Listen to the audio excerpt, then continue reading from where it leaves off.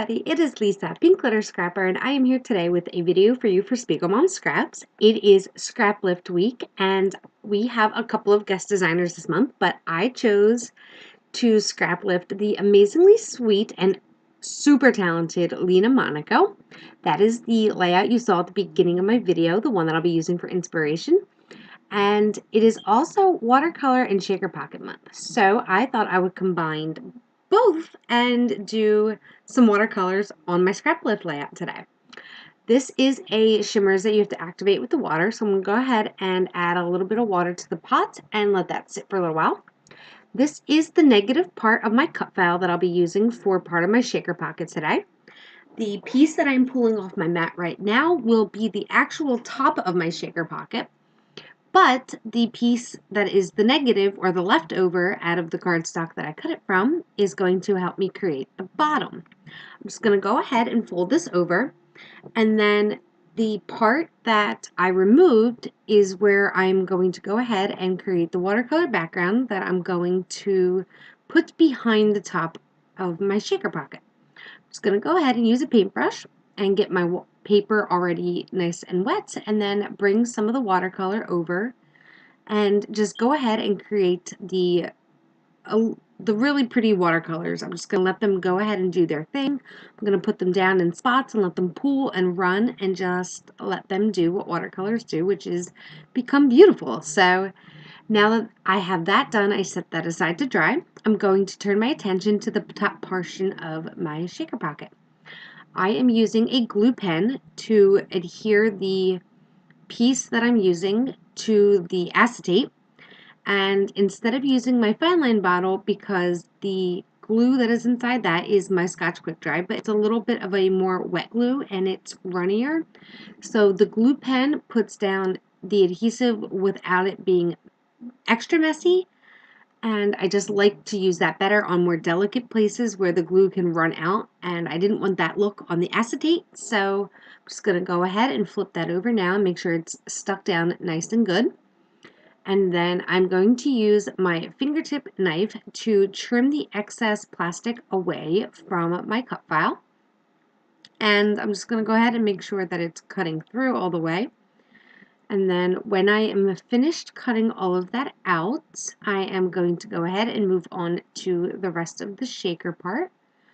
After I did this part, I did realize though I had a little piece of extra plastic. So I just took my fussy cutting scissors and trimmed off that little bit of excess plastic to create a clean edge on the top portion of my shaker pocket.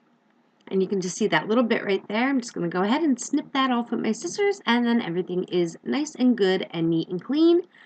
And I can then move on to putting the foam behind this. I have some extra wide foam tape, and I just trimmed it down into little strips. And I removed the backing paper because that helps make the foam tape a little bit more pliable, and you can bend it around the shape that you want it to be easier. So you can see here how wide it is, and I just removed the backing paper, and that just makes it a little bit more flexible. Now that the watercolor piece is nice and dry and beautiful, I love the way this turned out. It's gorgeous. I'm going to go ahead and just make sure that it is still the right size and everything fits good.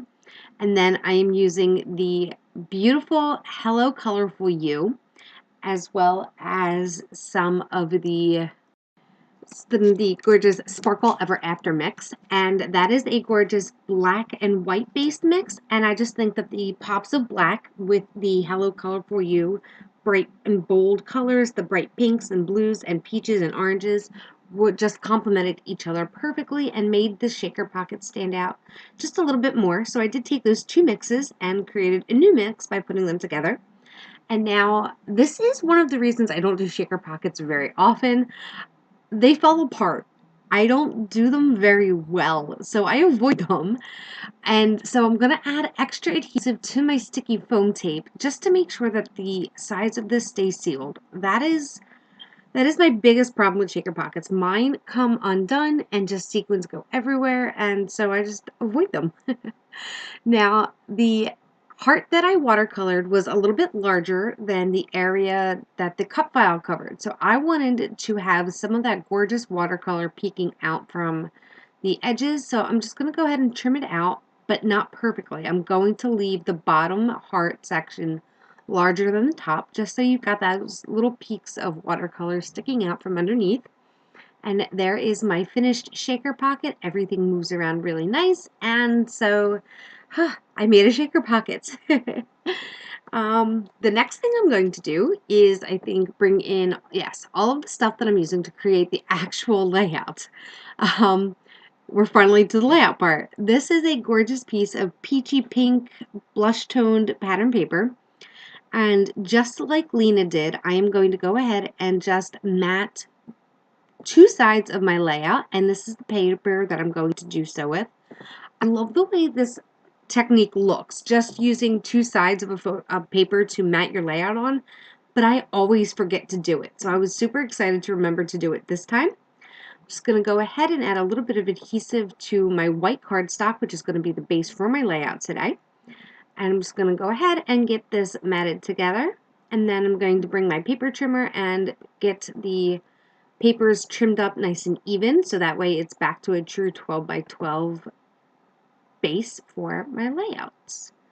I'm going to use the ruler on my trimmer, which I don't normally do. I just eyeball it, but I want to make sure that my layout today stays a true 12 by 12 instead of winding up, who knows, with me, 10.5 by 11.5 or something weird. So I actually measured and this stayed 12 by 12. And the next part I'm going to do is bring in the watercolors I used for the back of my shaker pocket and just use that to create some really bold splatters. I love this color of shimmers. I believe it's Blew My Mind, and it's just gorgeous. So I wanted to get some more of that on the page. I'm also using some Pop Art Pink Mist, which has a gold shimmer powder in it, and it's a beautiful shade of pink. It almost matches that pattern paper that I matted the layout with perfectly. And then, of course, because Pop Art Pink has some gold shimmer powder, I went ahead and used some gold Heidi Swap Color Shine to finish off my splatters. And while I set that aside to dry, I'm going to turn to something that Lina does amazingly well. She is, to me, a fantastic photo layer creator, everything. The way she layers her pictures is just fabulous, and I'm not very good at it. So I am going to channel my inner Lina today to create these layers behind my picture, which I did convert to a black and white photo. This was taken on Thanksgiving, and my one daughter was wearing red. The other one was wearing some orange shirt. I was wearing a rust color shirt, and the colors were just very fall, but very mismatched. So I turned it black and white, and now it's beautiful. And so I'm going to back it first with that bold black and white polka dot paper. And then I'm going to go ahead and get some of this really pretty light blue also behind the photo. And I am just roughly cutting this out, and I'm going to go ahead and tear all of the edges because I want it to have not a straight look. I'm not going to do everything, I'm not going to do anything else perfectly straight on this layout. You'll see a little bit more of that later. I'm using my ruler, but that's just to give myself a straight edge to tear against to create that ripped look. And I didn't have enough paper on the side, so this one's proving to be a little bit difficult to get a good clean tear off of. But I'm just going to go ahead and show you that I'm going to use the extra of that pink paper that the layout is matted on, as well as this black and white stripe. And magically, through video editing, my photos are matted. The black and white stripe was just a little bit too thick once I looked at it against the layout. So I'm just going to go ahead and trim that piece of pattern paper down. And I love the way that it wound up turning out. So after I trimmed that out, it was perfect. And so I'm going to now figure out where I want both my photo and my shaker to be on the page. I'm going to get those stuck down. I'm going to use a little bit of ATG to put the shaker pocket down as well. But I was trying to be super light so not to push too hard on the shaker part. After I get those in place, all of the other embellishment is going to happen around these two large elements.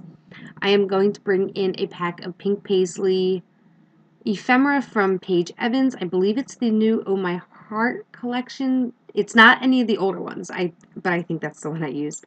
And I'm also going to start my title. And this is where I didn't use my roller like I usually do. The name of this layout is My Crazy Family. And it's perfect. Look at the photo.